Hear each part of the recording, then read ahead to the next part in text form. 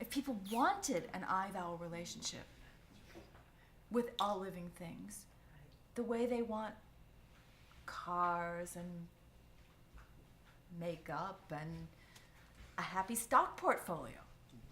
And what if beauty was as important as the stock market? And it brings joy. You would think that people would really want this, because when you are in an I-thou relationship with the loaf of bread or the orange or the bones or your friends, that is joy. And that's what we want, isn't it, on the planet? I mean, you can have $10 million and not be happy. But if you have that joy, the Buddha had that, Jesus had that, Socrates had that. They didn't have any money, but they had joy. And why don't more people want that? I think that there's a mural project in Philadelphia, 2,700 murals that have transformed neighborhoods, and they're never defaced, no graffiti on them, and people talk about how they want to care for them.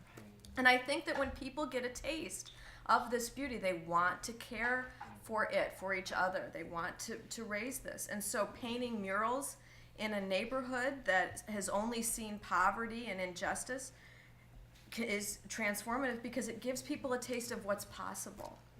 I think as we think about how we might help the world move forward with beauty, I think it's really important to be pragmatic. And there's a wonderful teaching that all of us, the best we can do is we can be one small light in one corner of the world. And expecting that we're going to go out and just change the world, that's not worked quite yet. But we do have that capacity, each one of us, to be a small light shining in one corner of the world, and that'll get it done. Gandhi always said, "Become the change you want to be. You want to create." And I think that, as you point out, that a small group like this, can change the world. Was it Margaret Mead that said that do not think a small group of concerned citizens cannot change the world? In fact, that's the only thing that's ever worked. And I think beauty has that ability to change the world.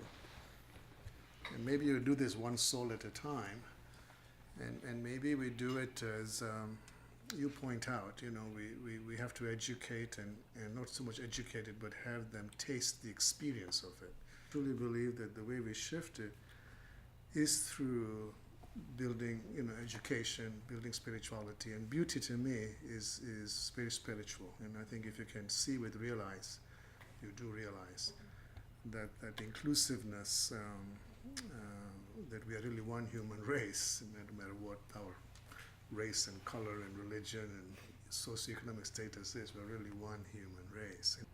Making that shift of reversing roles, it's not an easy thing to do at all. I've been trained in a therapeutic modality that helps me to understand how difficult it is, but it can be done. Just as us living the story or being the change, it can be done. We see it, we read about it, we hear about it. Some of us are it. Many of us are formulating the stories, even as we sit here, about how we want to be, that expresses the beauty that we trust. See that all of you have your convictions, and I hear you say you want change and you want beauty, but I'm not so sure that that's going to happen. I don't know if we are just pacifying ourselves, or we just abide in time. And your idea of the Protestants and so on going out, is not how war started. I mean, look at us today. Look really where we're at with the convictions of our faiths. We learn from our experiences, and mine is different than a lot of yours, but I respect all of your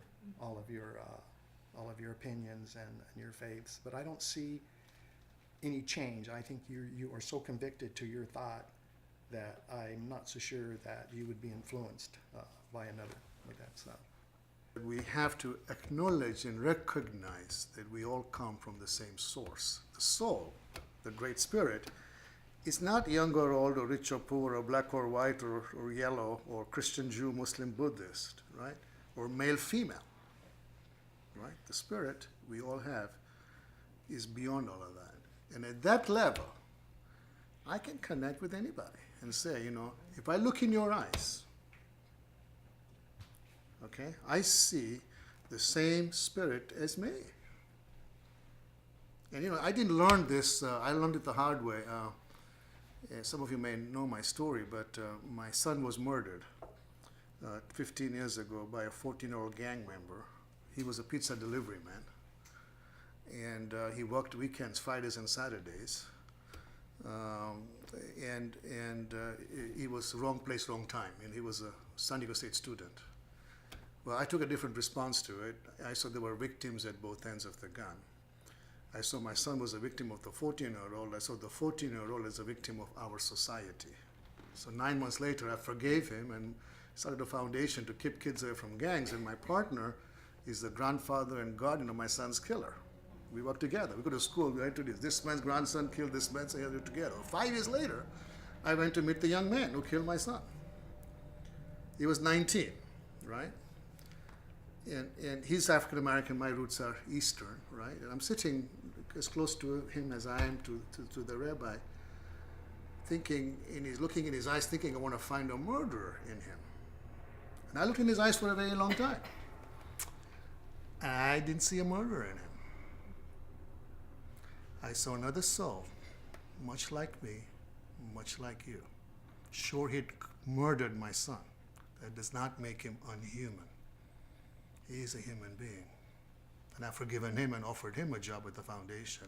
And that's why I wrote this chapter from my last book, which was published by Random House. It's a chapter called When You See With Real Eyes, You Realize. At that point, I did not know that, because I thought I would see a murderer in him.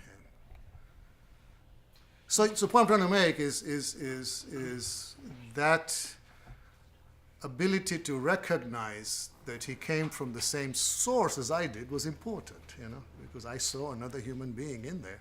Sure, it made a big mistake. I'm still a human being. You're beautiful. And the beauty of the conversations like this is we understand that, because to me that's a very beautiful view, to know that we are all one because we come from the same source. And when I say that, what I talk about is that the soul existed, or the Great Spirit existed before the universe. So the soul is not black, white, brown, whatever, Christian, Jew, Muslim, Buddhist, Hindu, male, female, young, old, you know, rich, poor.